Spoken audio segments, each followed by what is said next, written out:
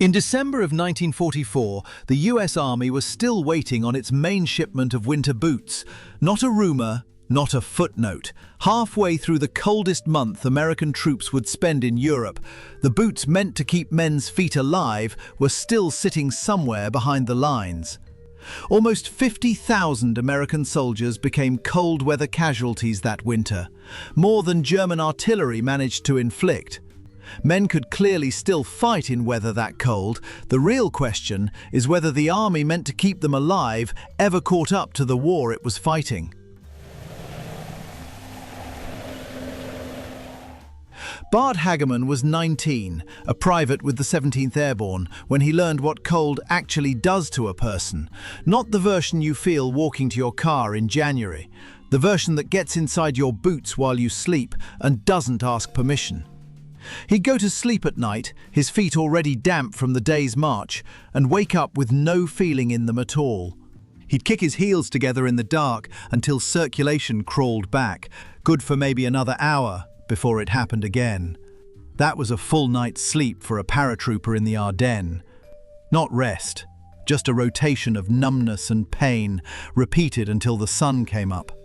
Food came first, and food is where the whole system started breaking. American troops in the Bulge were living on sea rations, tins of stew and hash meant to be eaten warm. In the temperatures that hit the Ardennes that December, some of the coldest recorded in the region in decades, those tins froze solid inside a man's pack within hours. A soldier couldn't eat his ration. He had to build a small fire, hold a can over the flame with bare or half-frozen fingers, and wait for his dinner to turn back into food. Even the fire fought them. Waxed K-ration boxes burn cleanly enough to use as a stove, and men learned to hold their socks and gloves over that small flame just as often as they held their dinner, because dry feet mattered more than a hot meal. When the fires ran out, or when staying hidden mattered more than staying fed, men skipped both. Some boiled pine needles for whatever vitamin C they could scrape out of a tree. Some ate frozen horse meat off dead cavalry animals when the supply trucks couldn't get through the snow at all. Rifles betrayed them too. Ice crept into the chamber of an M1 Garand and jammed the bolt solid. And at least one soldier, caught mid-advance with a dead rifle, urinated into the mechanism to melt it loose in time to use the weapon minutes later. It sounds almost survivable, stacked next to what came next. That's the point. This was the mild part, because sleep was worse, and sleep is where you start to understand what a foxhole actually is. It is not a shelter. It is a hole in frozen ground, and in December of 1944, that ground fought back before a man could even lie down in it. Veterans described slamming an entrenching tool into the earth and having it bounce off like they'd struck concrete. Digging into it sometimes took explosives just to break the surface. Once a man did get a hole dug, he had no sleeping bag waiting for him inside it. The US Army had never widely issued one.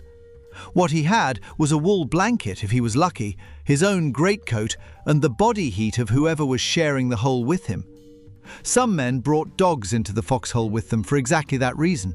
Warmth wherever you could find it, because the ground underneath you was actively pulling heat out of your body all night long, faster than the air above you ever could. And the men who tried to stay dry while they did it invented their own fixes. Some dug their foxholes deeper on purpose, cutting a small well at the bottom so that when meltwater seeped in, it would pool below a layer of branches instead of soaking straight through a man's boots. It worked. Some of the time. It also meant a soldier spent his one chance at sleep perched a few inches above his own frozen groundwater, in a hole he'd carved out of ground that fought him for every inch. One infantryman who lived through it later described the smell of that hole as clearly as the cold itself. Wet wool and turned earth, and whatever a man's body did to itself after a week without a wash. He remembered the sound most, though. Not gunfire, silence, and the particular crunch of frost breaking under a boot heel at 2 in the morning. loud enough in that stillness to make a man's heart stop for a second. Bart Hageman's night still followed the same rhythm, no matter how well the hole was built. Feet go numb, kick them awake. Fall back into it, and hope the numbness comes back slower this time. It rarely did. Multiply that single private's night by every foxhole strung along a line that stretched for miles, and you start to understand why officers were losing men to the ground before the Germans ever got close enough to shoot at them. There was a version of this that had nothing to do with the cold itself, and it might have been worse. One infantryman spent nearly a month in a single foxhole near a Luxembourg village, close enough to see German troops in their own positions 200 yards away. Both sides could see each other. Neither side fired. They just waited, day after freezing day, trading nothing but artillery bursts every so often to remind each other the war hadn't ended. That kind of silence does something to a man that combat doesn't. Combat is at least a fight. This was just two groups of exhausted, freezing soldiers staring at each other across open ground, each one convinced the other had it easier. Losses in that stretch came less from bullets than from men simply breaking down inside their own heads, worn out by cold and stillness in equal measure. Because underneath the food problem and the sleep problem was the one that actually killed men, and it didn't require a single bullet to do it. Trench foot doesn't need freezing temperatures at all. It needs wet feet, tight boots, and time, which the Ardennes supplied in unlimited quantity. It starts as a tingle, then the feeling drains out entirely.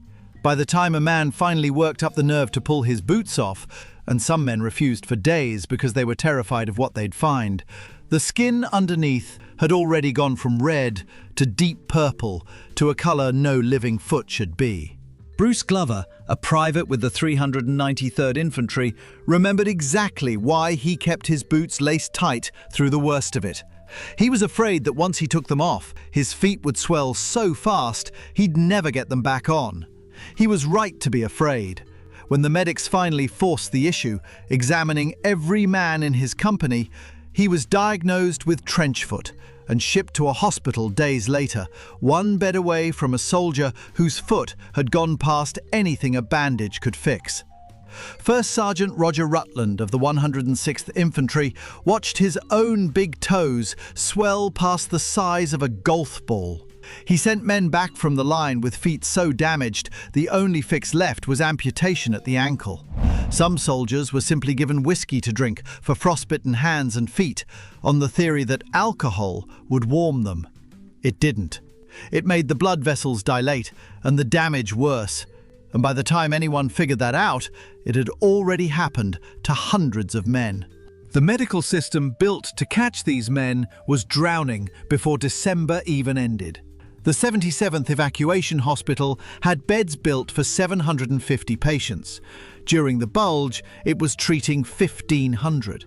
Down the road at Esch, the 110th Evacuation Hospital was taking in 300 casualties a day, with surgical backlogs stacking up past 300 patients waiting their turn under the knife.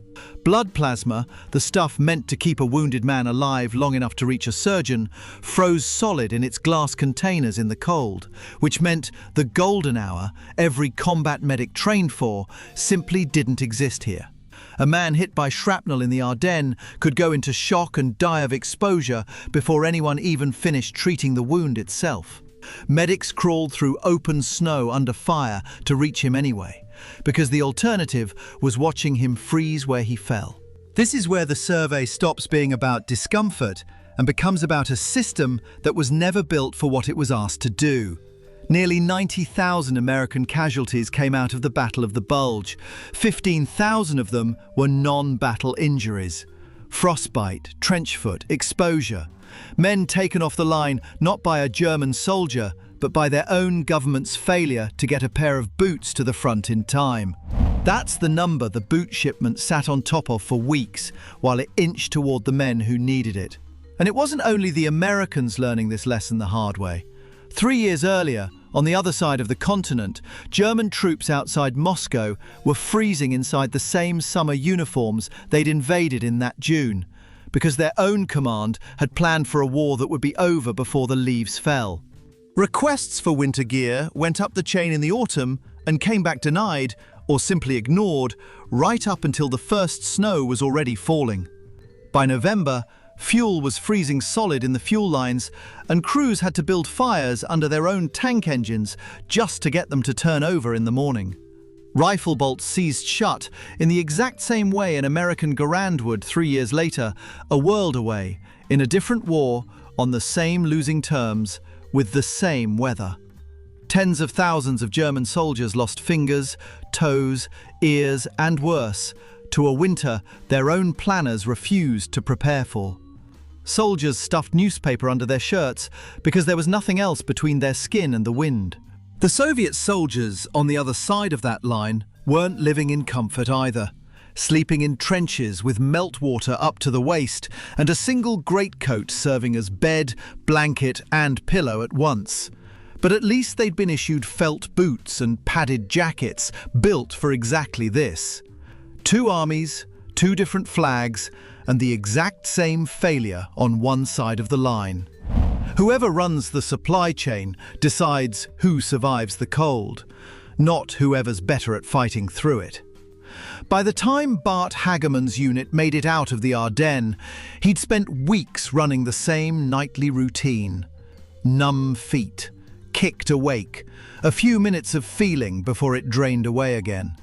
Multiply that by every man in every foxhole along that line, and you get an army that wasn't just fighting Germans, it was fighting its own supply system. 1 frozen boot shipment and 1 solid block of stew at a time. Some of them lost that fight without ever seeing an enemy soldier at all. Anyone who reads the actual records comes away struck less by the battle than by how close the whole operation came to falling apart from the inside, from cold and wet feet and rations nobody could eat before a single German shell ever landed near them. The men who made it through didn't just survive the fight in front of them.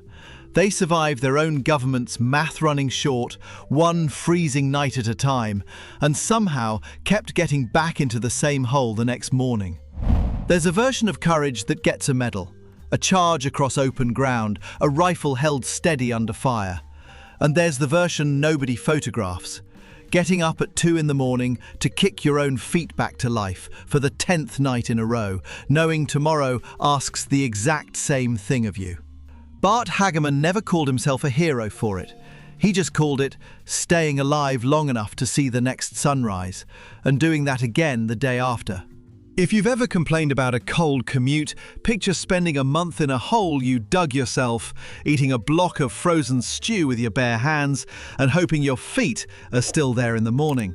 What would you have given for 1 dry pair of socks?